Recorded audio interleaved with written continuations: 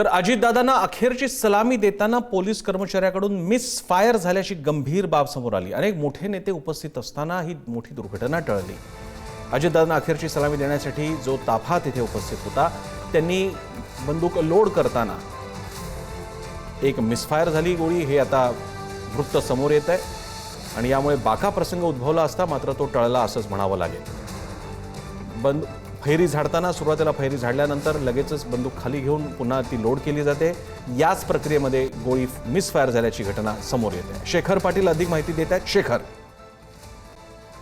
प्रसन्न sir बरोबर आहे। काल अजित पवार यांना अखेरची जेव्हा सलामी देत होते तेव्हा 3 वेळा फैरी ज्या त्या झाडण्यात आल्या होत्या, मात्र तिसरी फैरी झाडल्यानंतर जेव्हा पुन्हा एकदा लोड जेव्हा बंदूक केली जाते तेव्हा मिसफायर झाल्याची घटना जी आहे ती घडलेली आहे। अगदी समोरच्या दिशेनं ही गोळी ज्याची झाडल्याची आपण ही दृश्य सगळी पाहतोय। खरं तर समोर मोठमोठे नेते जे आहेत ते बसले होते, ज्यामध्ये स्वतः देशाचे गृहमंत्री अमित शहा आहेत, मुख्यमंत्री देवेंद्र फडणवीस, उपमुख्यमंत्री एकनाथ शिंदे यांच्यासारखे दिग्गज नेते समोर बसले होते।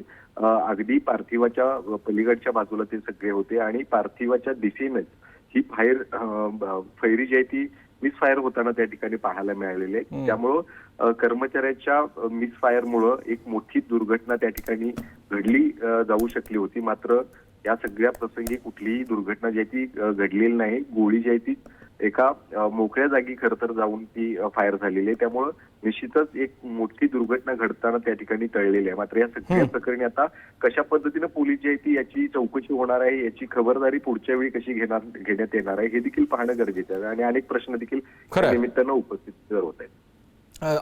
अतिशय वेगळा विषय समोर आलेला या निमित्तानं अशा प्रकारे शासकीय इतमामात अंतिम संस्कार करत असताना कशी काळजी घ्यायला हवी आपण ही व्हिज्युअल्स बघतोय। डावीकडनं हा घेतलेला व्हिडिओ आहे ज्यामध्ये गोळी मिसफायर झाल्याचं आपल्याला लक्षात येईल।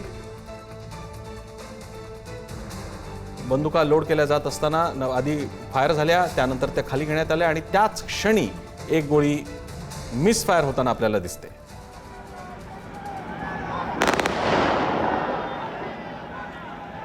या बंदुका जिथे लोड होत होत्या किंवा जिथे हे सगळे सैनिक उभे होते त्याच्या समोरच मंच उभा तयार करण्यात आला होता, त्यावरती मोठमोठे नेते होते बसलेले आणि एक चुकीचा अँगल आणि अतिशय वेगळा अनर्थ घडता घडता टळला, यासाठी आपण फक्त आभारच मानू शकतो।